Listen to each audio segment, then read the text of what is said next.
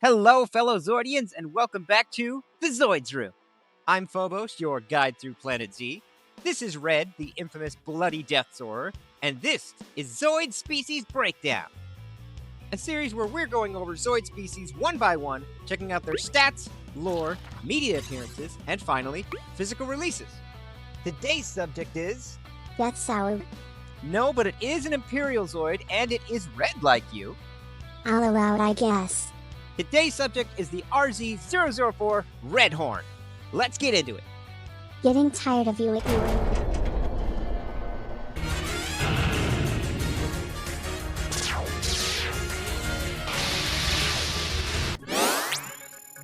The Redhorn is a Styracosaurus-type Zoid. Styraca what? Styracosaurus. Think of it as like Triceratops' less popular cousin. It is 20.8 meters long, or just under 69 feet. It is 7.6 meters tall, or about 25 feet. Comes in at 94 tons. Its top speed is 130 kilometers, or 80 miles per hour. And total seating for 3. 3? That's getting excessive. Moving on to equipment, Redhorn has a pretty good loadout. First up, its trademark Crusher Horn, the big singular horn mounted to the front of the Zoid. This trademark weapon can rip and tear its way through just about anything. Moving to the back of the head, we would have 4 pieces of equipment mounted to the frill. Originally, these were a type of assault beam gun, able to swivel and point forward. But later models would often swap these for all-weather 3D radar instead. Mounted under the chin, we have a high-pressure concentrated sulfuric acid spray gun. Acid guns aren't terribly effective against enemy Zoids, and due to its placement, it's very low, so it's really... Is that the People Melter 9000? Yeah, it's the People Melter 9000. Just behind the neck, Redhorn has an 80mm surface-to-air 2-barrel beam gun. This has a wide range of motion, so it's able to intercept airborne Zoids. Mounted to its back, we have an 80mm anti-Zoid 3-barrel linear cannon. And mounted on top of this large cannon, we have a smaller 3-barreled surface-to-surface missile pod. Moving over to the left side, we once again have a composite sensor unit. This thing again? Did you find out what it does? I'm still not really sure. I think maybe it's some kind of radar accessory. Mounted to its butt, we have a pair of TEZ 20mm linear laser guns, which can swivel. Mounted to its tail, we have a pair of AEZ 20mm beam guns. And on the very tip of its tail, we have an infrared laser searcher. And, according to Kotobukiya, Redhorn is also equipped with a pair of rider reconnaissance vehicles, one on the back and one on the tip of the tail, which can be disconnected from the Redhorn and ride independently. Recon vehicles? I want that. No fair.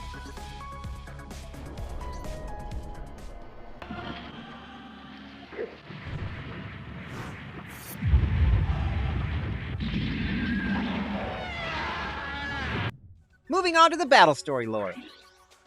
The EZ-004 Redhorn is a combat Zoid originally developed by the Xenobus Empire in ZAC 2030. Glory to Xenobus. As is the case with all combat Zoids, it is using the Zoid core of a wild Zoid. We don't know too much about the wild Styracosaurus-type Zoid used to make Redhorn. We do know that its species is native to the central continent of Delpoi, and it is likely the wild Zoid depicted here, showing the Zoid core life cycle. Showing that Zoid cores begin life in the heavy metal-rich waters of Planet Z, eventually growing their own bodies around the core, and then walking onto land. I love the taste of heavy metal water in the morning. Taking a step back in time, we find ourselves in ZAC 1975. It had been 18 years since Helic Maroa and Gylos I had joined forces to establish the Helic Republic. In that time, Gylos I had headed north off of the continent, Sayonara. and Helic Maroa had sired 2 sons. The elder from his first wife, a woman from the same wind tribe that he was born into, whom he would name Helic Maroa II, and the younger with his second wife, who is actually Gylos' younger sister. He would name this son Xenobus Maroa. King Helic would die at age 78, leaving a letter to his sons. The letter explaining the truth of how the Helic Republic was truly formed, not through negotiations and cooperation, but rather Helic Maroa's trickery, baiting the forces of Nyx to attack his own continent, sacrificing his own people in order to forge a common enemy and end the war. Helix's letter urged his sons to never speak of these sins, and to work together to create a brighter future.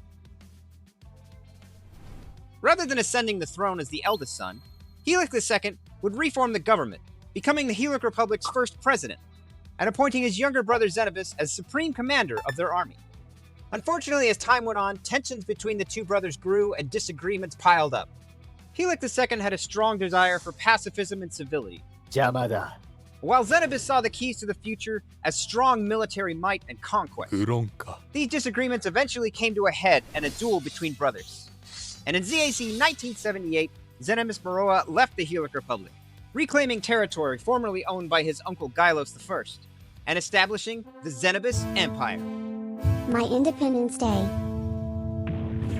The two factions would clash for decades, just as the previous generation had done. Until ZAC 2029, with the arrival of humans crash landing via the Global E3 spaceship. Those things are more trouble than they're worth. Spaceships? No. Both factions scrambled to claim the wreck. Some survivors ending up in Xenobus territory and some in Helix. The arrival of humans brought a tech boom to both factions, with Dr. Cronenberg leading the technological development of the Helix Republic, and Dr. Landberry leading the tech development of the Xenobus Empire. These technological upgrades would be used on the Zoid systems, equipment, and even the Zoids themselves. And in ZAC 2030, the Xenobus Empire would roll out the Red Horn we know and love today. Upgrades, people. Upgrades. The Red Horn would become an Imperial staple from this moment on. And though its weapons and equipment were more advanced than the Helix Republic's Gojulus, it didn't have the raw power to ever overpower it. But as the wild Styracosaur Zoid used to make Red Horn was more abundant than the more rare Gojulus species, the Xenobus Empire was able to make more of them. As such, many different variants of Red Horns were made in order to hold the lines, while more powerful Zoids could be developed. Including Bolstein, a Red Horn with drill attachments, Burners, a flamethrower-equipped Red Horn, and Destroyer. Can I have a flamethrower?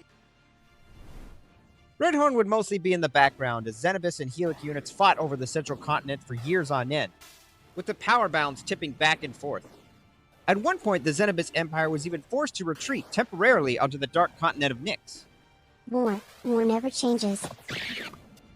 Once the Xenobus Empire returned to the central continent, the war would tip in their favor, mostly thanks to their units made up of Iron Kong Mark IIs and Mark II Limiteds. But we would still see Red Horns here and there in the background. The scales would tip even more in Xenobus' favor in early ZAC 2044 with the rollout of the EZ-021 Deathsaur. My brethren have arrived. Helix forces had little defense against the might of the Xenobus Empire at this point, as they claimed more and more territory on the central continent. In late ZAZ 2044, we would see probably one of my favorite Red Horn variants, Long Leg Sally. This is a very tall version of Red Horn made to take out units on top of tall walls in the Republic. I want to be taller. In ZAC 2046, Captain Shirley and Captain Dustin, a pair of Republic spies, managed to steal a custom Red Horn that the Xenobus Empire was working on. This was called Green Horn. The Xenobus Empire had been testing this Zoid using anti-charge particle gun energy shields.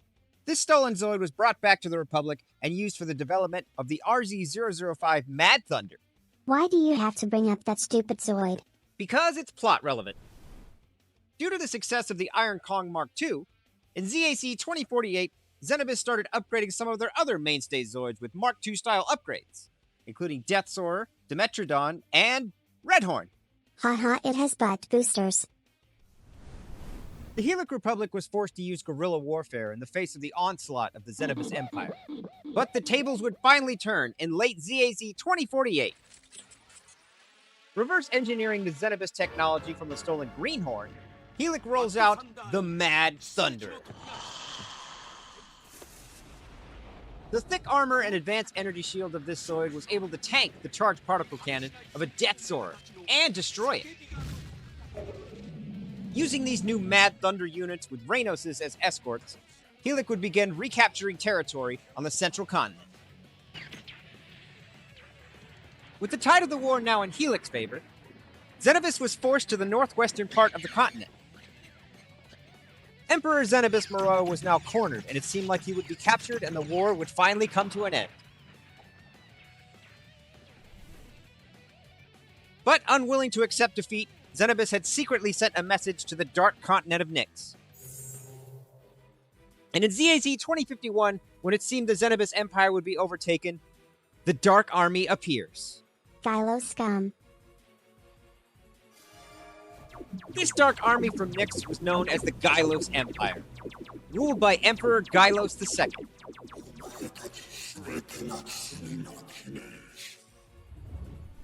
His Dark Zoids would tear through Helix forces with ease. But then, unexpectedly, Gylos turned its guns on Xenobus. After chasing off Helix, Gylos forces would easily overpower the weakened Xenobus Empire. Xenobus Meroa and his daughter Elena Meroa would be kidnapped, forcing the Xenobus military to surrender and follow the Gylos Empire back to the dark continent of Nyx. I didn't know Emperor Meroa had a daughter. Helix would attempt several landing operations on Nyx, but because of the extremely rough terrain, they couldn't rely on the Mad Thunder units. And because of the powerful Gylozoids, making headway was difficult. In June of ZAC 2052, Helix forces would run into the next Red Horn variant, the Dark Horn. Wait, hold up, WTF was that big green thing? The Gylos Empire had not only conquered the Xenobus Empire, using their emperor and princess as hostages, but they had begun assimilating the Xenobus forces into their own empire. This also included the Red Horn.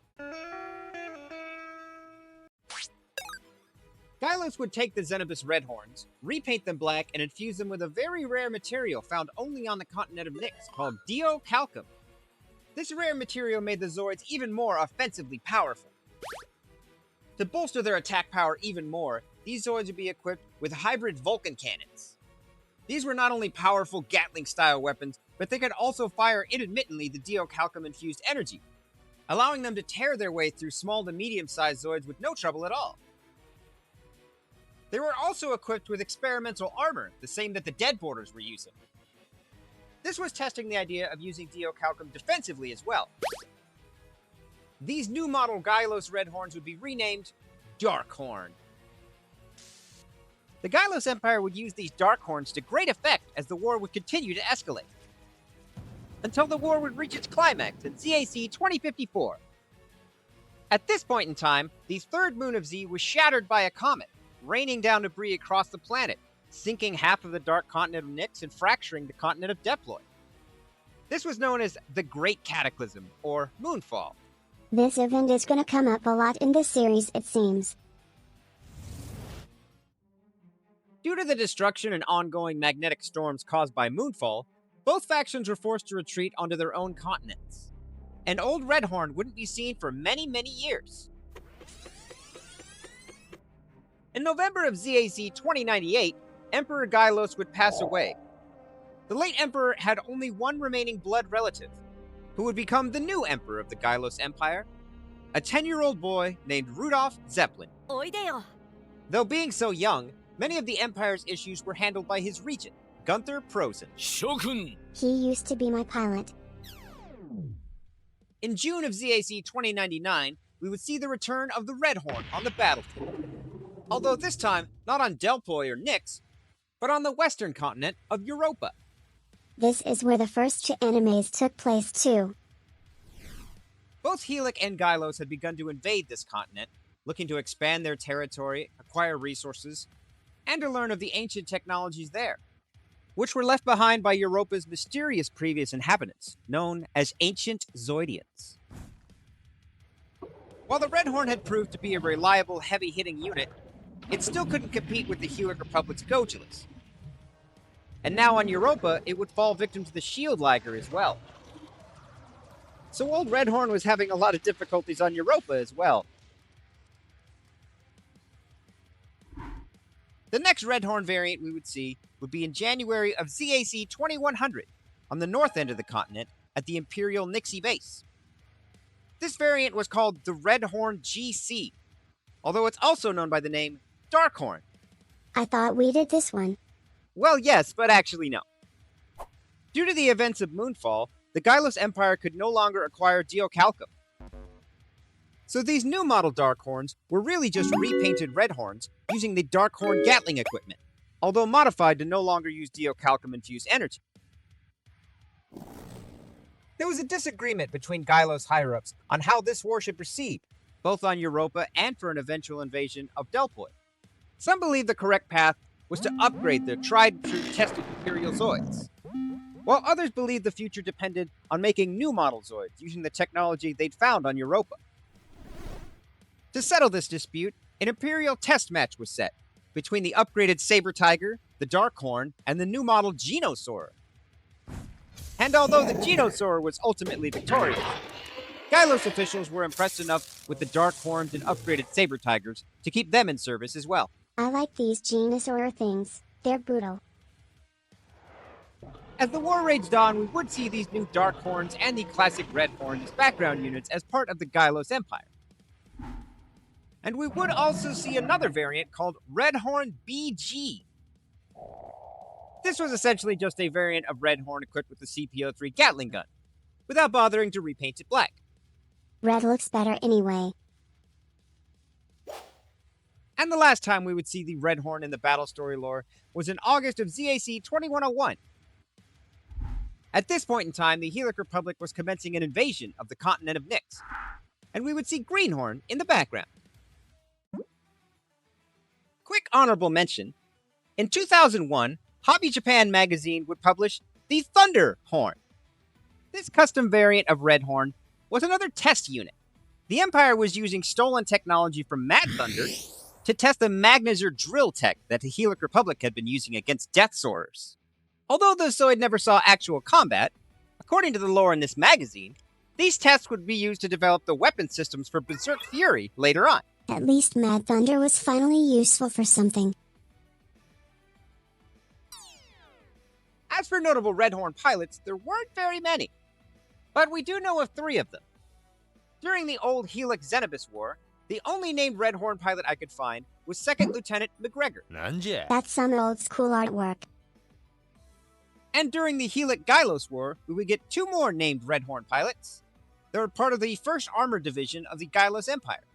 The first was Kurium Lin. She was a major and a Darkhorn pilot. She was under the command of Carl Schwartz. And lastly, there was Lady Coral.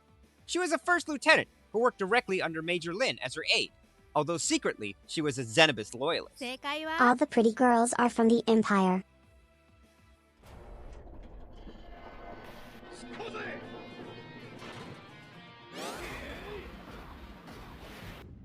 Moving on to media appearances. Redhorn had its... Let me guess. Redhorn had its first animated appearance in Zoids Chaotic Century in 1999. Oddly enough, no. Huh? Redhorn's first animated appearance was this strange little promotional video from the early 80s. We don't know too much about this video, but it does show the Zoid core life cycle, and it does feature a Redhorn. Zoids in 2D feels strange. Shortly after that, Redhorn would appear in another promotional video, although this time it was live action, not animated. This is called Zoids World.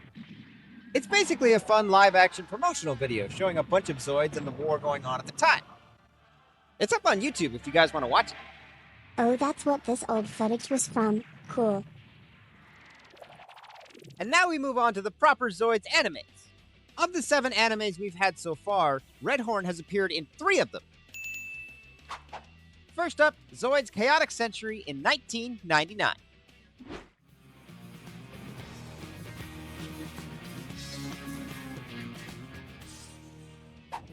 The first Redhorn we would see in this series belonged to Rosso of the Desert Alcabalino gang.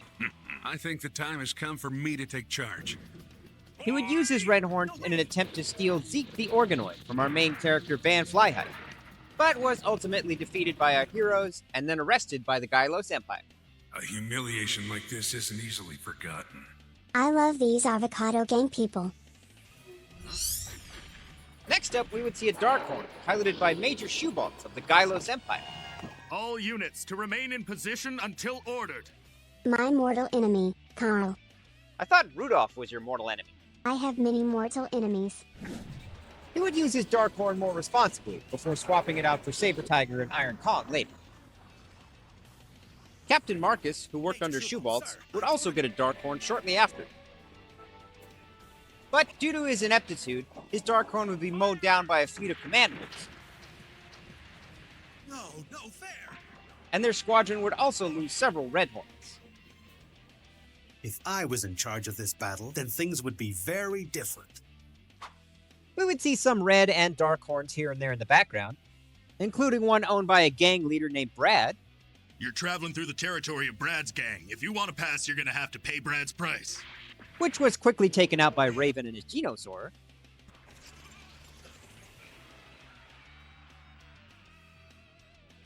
And a couple owned by Metlinik and his gang, It seems you underestimated your friends. who were taken out by Irvine.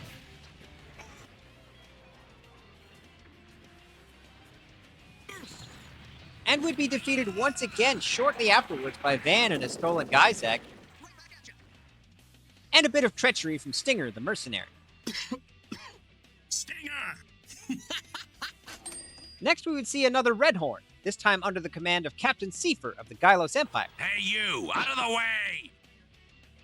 who was attempting to arrest Van and the gang, but was stopped in his tracks by McMahon. It was no trouble at all. My shiny teeth and me. Did I really see that?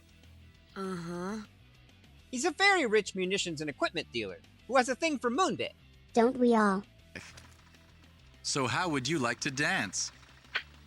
McMahon had a plethora of his own Zoids, including custom Dark Horns with double Gatling units, which he would use to chase off Captain Seifer and allow our heroes to escape. I am here! He must be a hero. Uh-huh.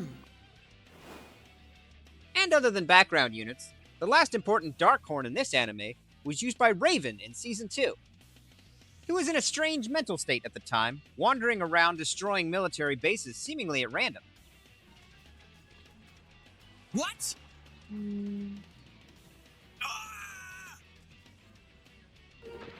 He would steal a double Gatling equipped Dark Horn and use it to tear up the base, as well as fight off our heroes.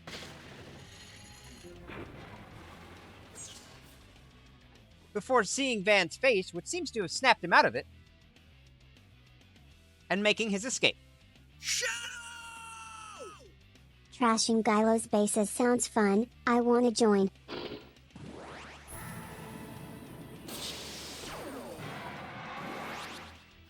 And now on to our second anime, Zoid's New Century Zero.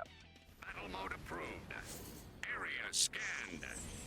Battlefield set up. Ready? Fight! First up, we would see a custom Dark Horn belonging to Harry Champ of the Champ team. My name's Harry Champ. I'm a man destined to be king. Harry is very wealthy and outfitted his Dark Horn with all the bells and whistles. This is a Dark Horn Champ Special. It's fitted with a special edition Gatling rifle that can fire 3,000 rounds per minute. And this ultra-high output beam launcher is a custom component as well. Oh, and finally, I've got the high-capacity thruster unit.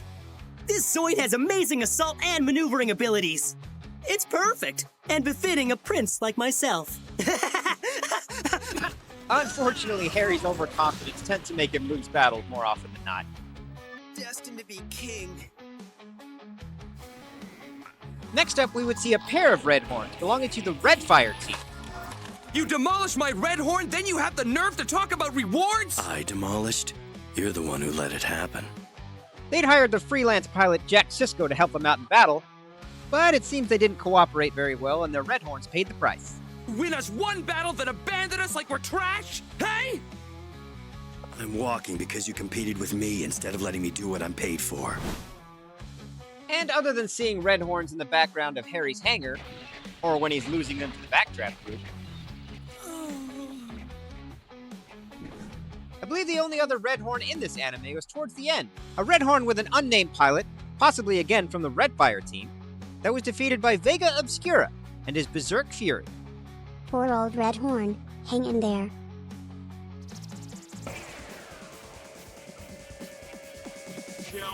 And now we move on to our third anime, Zoids Fusers. First up, we would see a Darkhorn with a double Gatling loadout. It was piloted by a mercenary just named Captain. Enough games. Let's down him. Yeah! His group was hired by Savage Hammer to take out Fire Fiends, but were ultimately stopped by RD and his Liger Zero. Laser close strike attack!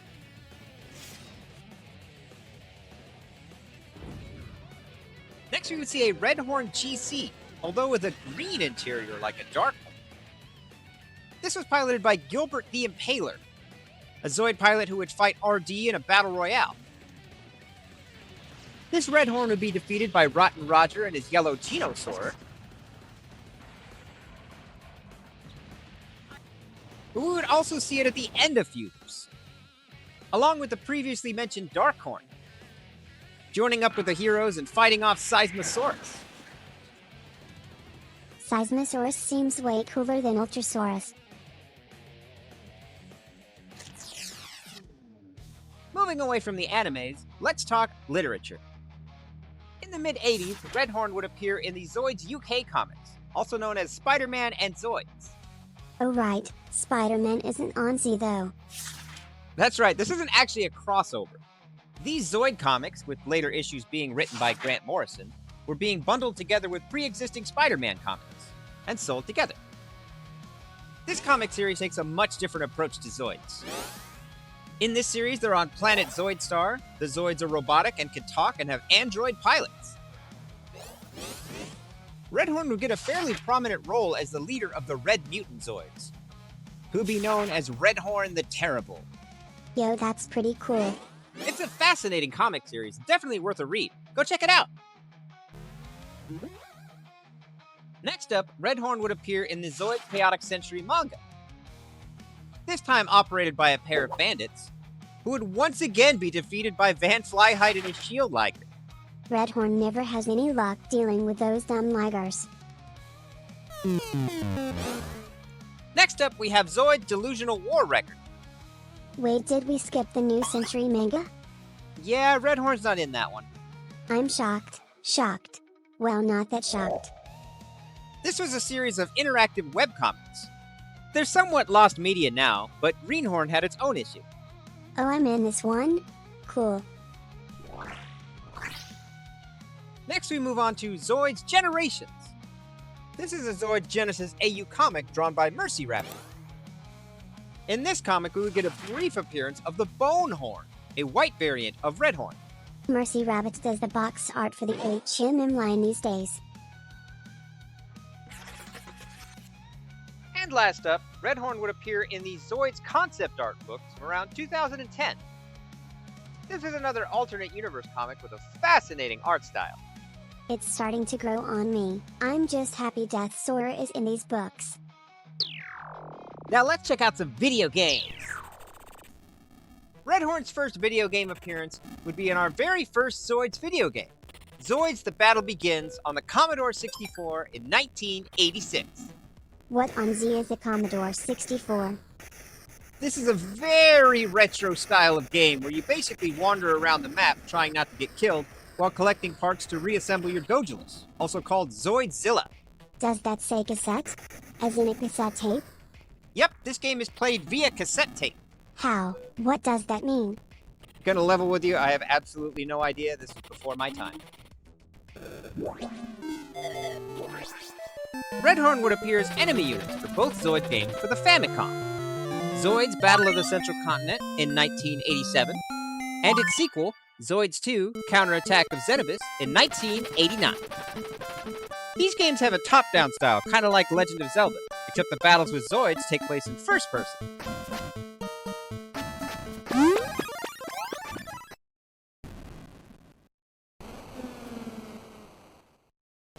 Heading over to the original Nintendo Entertainment System, in December of 1990, Darkhorn would appear in Zoids Apocalypse.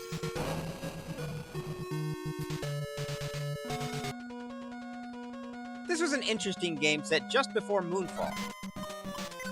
It swaps between turn-based and real-time strategy. And honestly, it looks pretty hard. Expect a lot of game overs when we stream this one.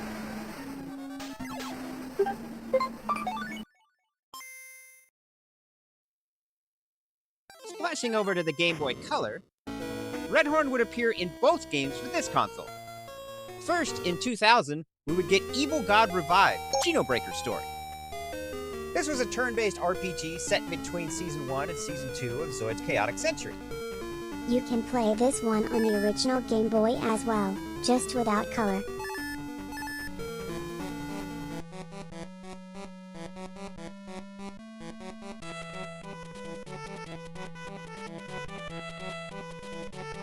Redhorn would also appear in this console's Liger Zero Mythical Silver Beast in 2001.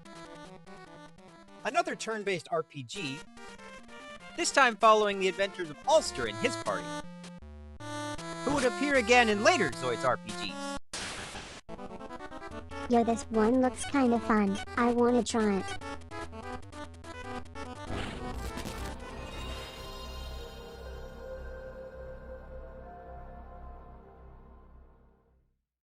Heading over to the PlayStation 1, Redhorn would appear in all 3 games for this console. First, it would appear in Zoids Empire vs. Republic, Genes of Mecha Organisms in 2000, as well as its sequel, Zoids 2, Healer Republic vs. Gylos Empire. These are also a pair of RPGs that I've heard are pretty difficult. Redhorn would also appear in Zoids Battle Card Game, Western Continent War Record, 2001. This was essentially the Zoid Battle Card game just on the PlayStation 1, adding in fun animated cutscenes and blending elements of the battle story and Zoid's Chaotic Century. Let's try this one soon. I wanna fight Treygrag.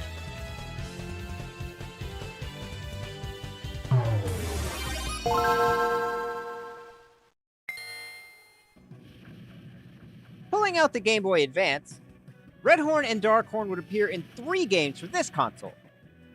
Those being Zoid Saga, Zoid Saga 2, later localized and renamed Zoid Legacy, and Zoid Saga Fusers. This was a set of turn-based RPGs where you form your own team and have to deal with a lot of time-traveling shenanigans. They're a lot of fun to play, especially with the huge number of Zoids in these games and your ability to mix and match to make your own teams. I'm in these games too. Put me on your team. I'm clearly the best choice.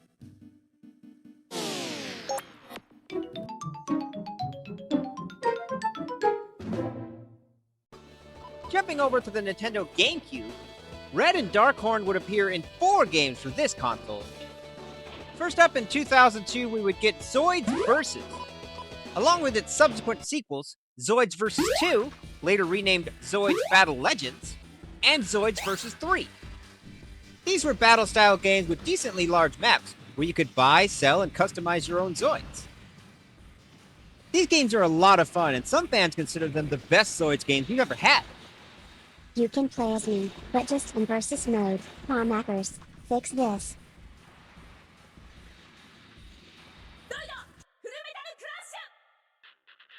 Redhorn would also appear in Zoids Full Metal Crash in 2005.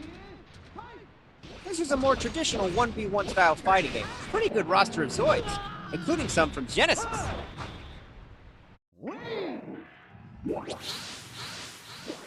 Taking a step outside and into the arcade.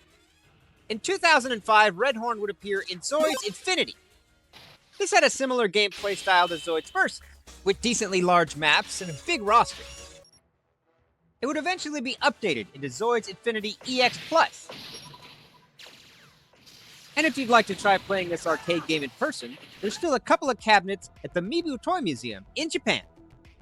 Let me bite that giant moga, just once. In 2005, Redhorn would also appear in the arcade game Zoids Card Coliseum. This is a rock-paper-scissors style battle using cards you collect. Never underestimate the importance of children's card games.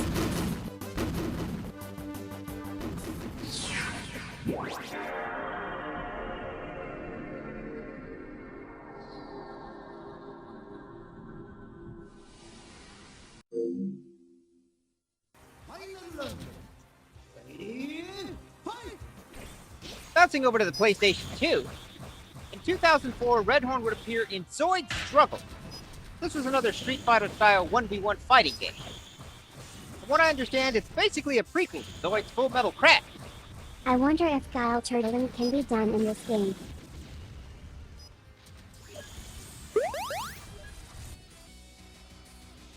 Next up in 2005, Red Horn would appear in Zoids Infinity, sometimes called Zoids Infinity Fusion.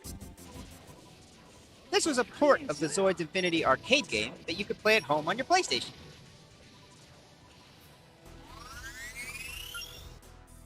And last up for the PlayStation 2, in 2005, Red Horn would appear in Zoids Tactics. This was a strategy game, blending elements of the battle story and Zoids Chaotic Century. And it's definitely on the list of games we're going to stream. Is that Wolf Merla on the box? I'm excited.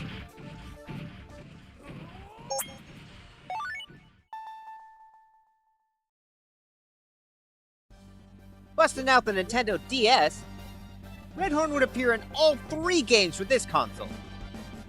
First up, Zoid Saga DS, Legend of Arcadia. This was the 4th and final installment of the Zoid Saga handheld RPGs.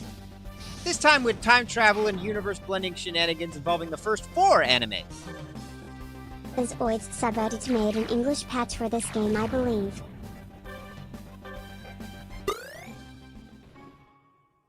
Next up, Red Horn would appear as a playable unit in Zoids Dash in 2006. This was a rather adorable Zoids platforming game, where you could play as and customize cute little chibi Zoids. Chibi Zoids FTW. And last up for the Nintendo DS, Red Horn would appear in Zoids Battle Coliseum. This was a modified port of Zoids card game Coliseum that also served as a sequel to Zoids Dash. That sounds pretty weird. Let's give it a try.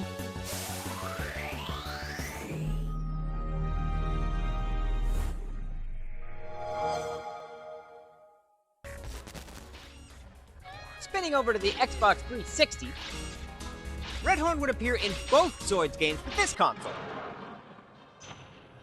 First up in 2006, we would get Zoids Infinity EX Neo. This was an updated port of the Zoids Infinity arcade game that included some Zoids from Genesis. It features local multiplayer, but you need IRL friends to use that feature. Shame you don't have any of those, though. First of all, that's hurtful. Second of all, in 2007, Red Horn would appear as unplayable enemy units in Zoids Assault / Zoids Alternative. This was a strategy game, and while I've not heard a lot of good things about it, it does seem to have its fan base. Are you sure that's a Red Horn? Yeah, why? It's not red. Maybe it's just really dirty? It also does not have a horn. We all have off days, I'm sure he's doing his best.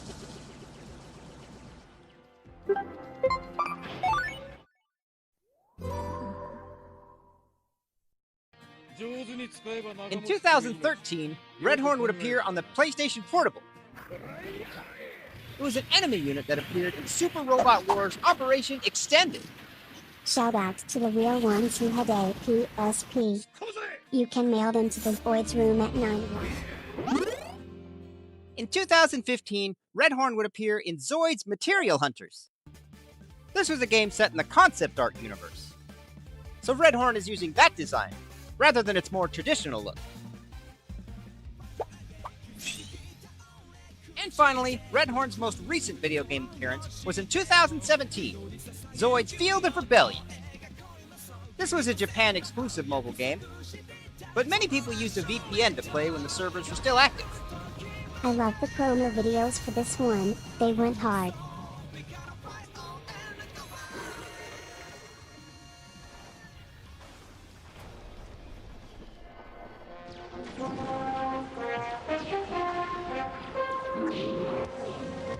And now we move on to the final section, physical releases. Let's start with model kits. In the mid-80s, Tomy would release the Red Horn. This is a 1/72 scale snap-together motorized model kit. So you would build it, slap some batteries in it, and let it go. No commercial for the OG? Sadly, no, it seems the original Red Horn didn't get its own advertisement outside of this Zoids World video, although it did appear in the advertisement for the OJR Ultrasaurus. Ultrasaurus? Gross. In the War of the Zoids, Clark, evil Prince of Darkness, is leader of the Red Zoids. Shortly afterwards, Red Horn would appear in the original European release of Zoids, also known as the OER line. And although it didn't get its own commercial, it did appear in the commercial for Clark, Prince of Darkness. It would be sold under the name Red Horn the Terrible, to tie into the UK comics. The model kit itself was basically the same as the Japanese version. The Terrible is a pretty cool title. Now you can construct what may be the ultimate robot monsters. Robostructs. Each sold separately, batteries not included. Then you can unleash the power of Robostructs. Robostructs. But who could have known these robot monsters would be this incredibly powerful? Robostructs. Only you can build them. Only you can control them. Or can you? Robostructs. Robostructs robot monsters are sold separately and ready to construct. New from Tomy. Around the same time frame, Red Horn would be released under the Robostructs line, which was sold in North America. This time it was recolored blue and sold under the name Brutox. Blue? That's pretty weird. Robostructs. Two opposing armies of prehistoric battle beasts. Robostructs. They fear nothing. Robostructs. Monstrous machines with the power to move. Robostructs. From Tomy. They're just looking for a fight. The following year, Red Horn seems to have gotten another release as part of the Robostructs line, but this time it was back to being red again. Wait, what? Why? I'm not entirely sure. The Robostructs line was very short and kind of confusing, but it had some pretty interestingly colored Zoids. Moving back to Japan, in 1989, Tomy would release the Dark Horn. This was the same model kit as the Red Horn, just recolored in black, equipped with the CP03 Gatling unit, and it's UV reactive. UV reactive? That's not fair. Gylozoids aren't supposed to be cool.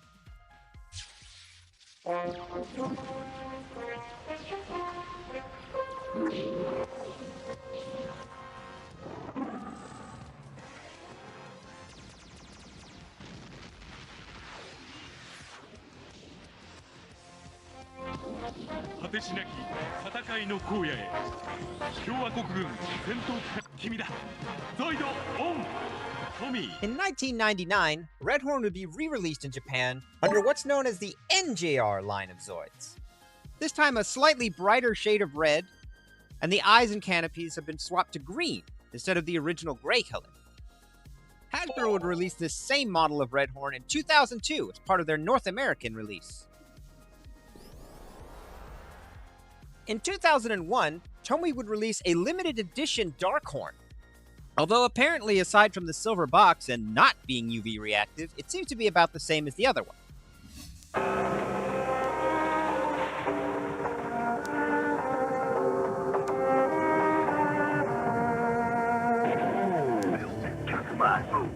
Zoids, mechanoid combat warriors. This customized mobilized. It comes to life right before your eyes. Your skill puts them together. Mechanical precision brings them to life. Build, customize, mobilize.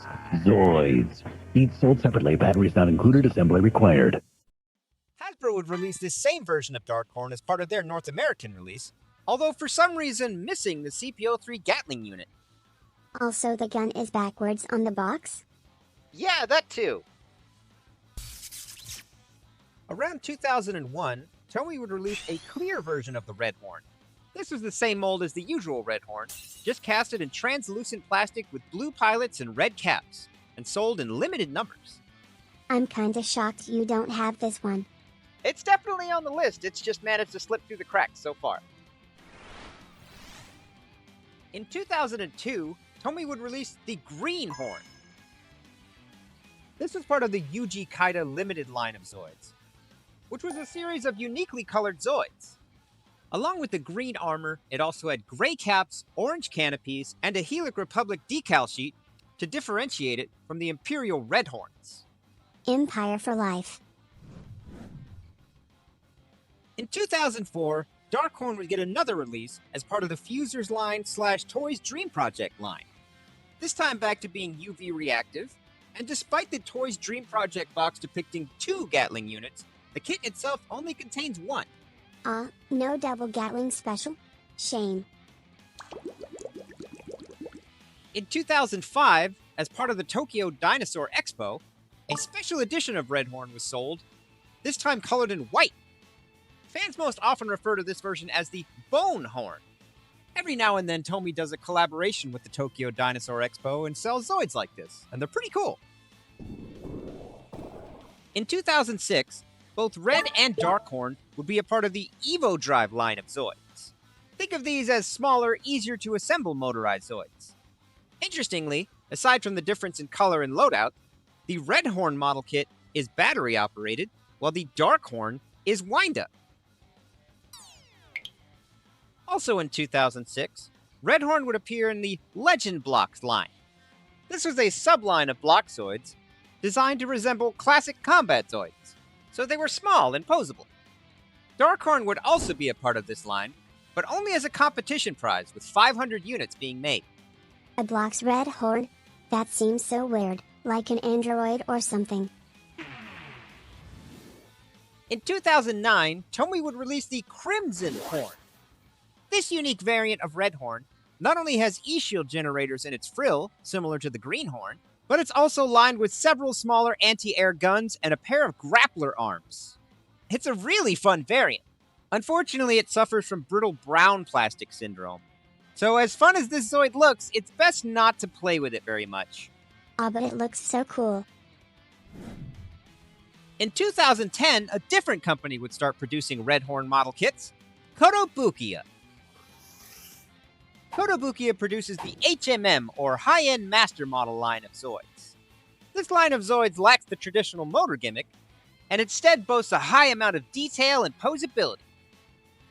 And so far, Kotobukiya's HMM line has not only produced the Red Horn, but they've also sold the Dark Horn, the Green Horn, and also the Dark Horn Champ Special. I like Harry's Dark Horn. It's so fabulous. In 2017, Red Horn would get a Wonder Festival conversion kit. This was designed and sold by Ryu Kaina, and it was a resin kit designed to turn an HMM Red Horn into an HMM Thunder Horn. Of course you'd have one. Why am I not surprised?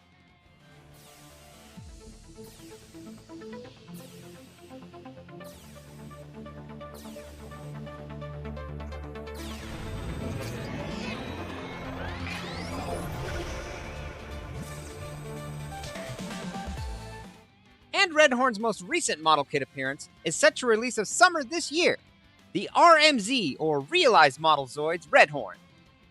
This is a 1/100 scale posable model kit by Takara Tomy. RMZ Zoids are smaller and easier to build than HMM Zoids, but they're still wonderfully posable. Them being smaller also means they're easier on your wallet and storage space. So they've been making fans very happy lately. RMZ Death Sour when? Other than model kits, Red Horn also had a few interesting goodies over the years. In 1999, Red Horn was part of Zoid Sticker Gum. This is pretty much what it sounded like. Top Foods would sell a little sticker with some stats on the back and a piece of gum.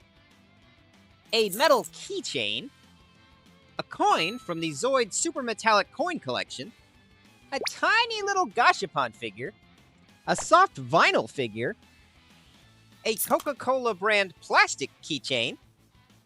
In 2002, Hasbro would produce a Red Horn action figure, along with a Dark Horn action figure. In 2004, both Red and Dark Horn would get 1-Blocks figures. These were adorable little SD Zoids that you put together around 1 Blocks cube. Oh, that's kinda weird. They're like precursors to the D-Styles.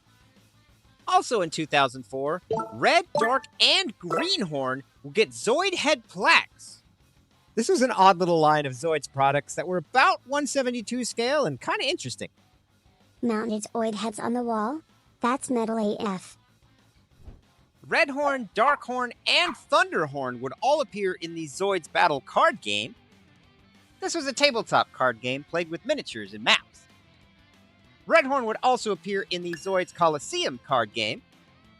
And last up, in 2024, Redhorn would get merchandise from the Zoids Chaotic Century pop-up tour, celebrating the 25th anniversary of Zoids Chaotic Century. Redhorn would appear on a sticker, badge, and acrylic standee that also featured the Desert Alcavilino Gang and Prince Rudolph. Avocado Gang respect. And before we wrap up, there's two more things I want to mention. First up, in the late 80s, we would get a bootleg Redhorn. It was called Dinosaur Rider, and it was made by Gem Toys. What the? And to wrap things up, I'm going to mention that Redhorn has a spiritual successor of sorts. This is called Stylaser. This is a new-gen Imperial Styracosaurus-type Zoid that debuted in the 6th anime, Zoids Wild Zero. Weird color scheme, but it's kinda cool.